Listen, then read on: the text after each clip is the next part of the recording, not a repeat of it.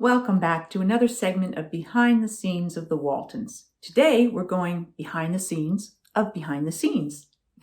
If you're enjoying these videos, please do like and subscribe, and do feel free to share them with anyone else you think might enjoy them. So I have been asked about what goes on in the making of all these little YouTube segments that I have been sharing with you. So I thought I would do my best to walk you through the process. It all starts with me picking what I'm going to speak about, what episode, or if it's about an Ask Judy. So if it's about an episode, then the first thing I do is I watch the episode again. And as I watch the episode, when something strikes me, I pause and I make a note of it. And then I end up with like these little sort of cheat sheets that just cover basic things. Like when I was covering the calf, I might stop and go, oh, here's where the calf is born. Or, wow, I just heard myself call Mama mother. And so I will make a note of the time that this happened in the episode. That lets my editor know how to find this piece of footage that I am referencing. In terms of choosing what episodes I'm going to do, that is a mix. I mean, sometimes it is based on a lot of you having particular requests for certain episodes that you enjoyed, that you want to know about. So if I see a particular episode comes up a lot as a request, then I will try to do that. Sometimes it'll be based a little bit on what has been airing. So what episodes might you have been seeing most recently, or might be coming up that you will be seeing, so that hopefully the things I'm talking about you will be able to relate to more closely. And sometimes it's just episodes that I have a fair bit of familiarity with. There's particular things I remember about them that I want to share with you.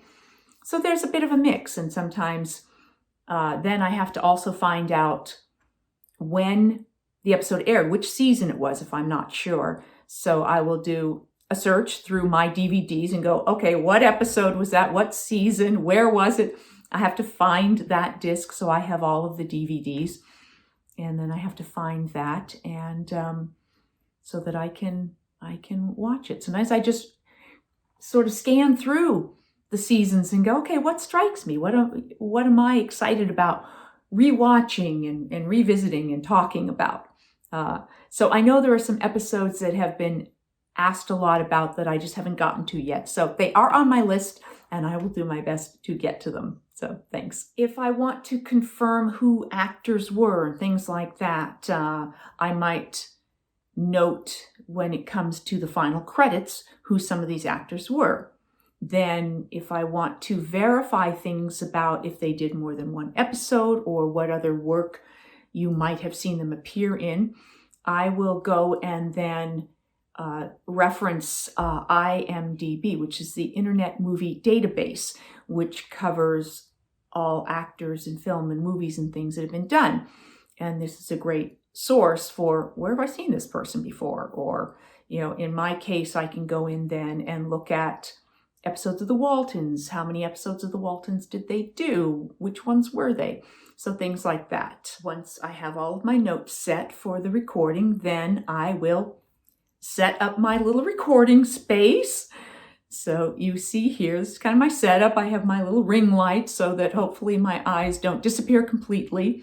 And I have my little bamboo tree that gets moved around.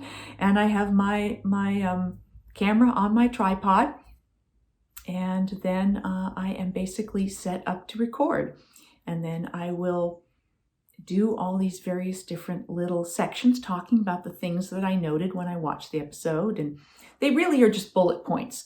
So then I might be like, oh, wow, lots more eating scenes, and we were ad-libbing. So then I will extrapolate about that concept that I had. And I will shoot them in shorter sequences because, again, it is easier for the editor to deal with and also make cuts and additions and subtractions as needed. Before I start the actual shooting, I will usually do a test. I will just shoot a testing. 1, 2, 3, see? And that is mostly to make sure that my light is not reflecting in the windows behind me, since I have a lot of windows behind me. I will also, as frequently happens, as you've heard me talk about, there can be a lot of noises around here. So sometimes I have to sit and wait out, particularly loud noises, if possible.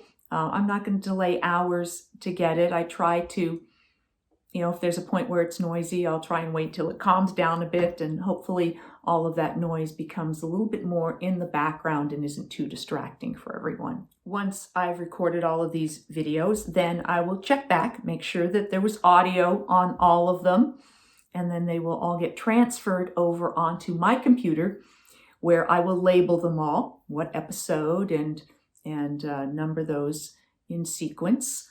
Make sure that I have all the video that I shot, review it as needed, and then all of those videos will get uploaded along with any of my notes for the editor. My notes for the editor will deal with, as I'm talking about this scene, about the kitchen table, you can find that here in the episode to pull, a video reference for that.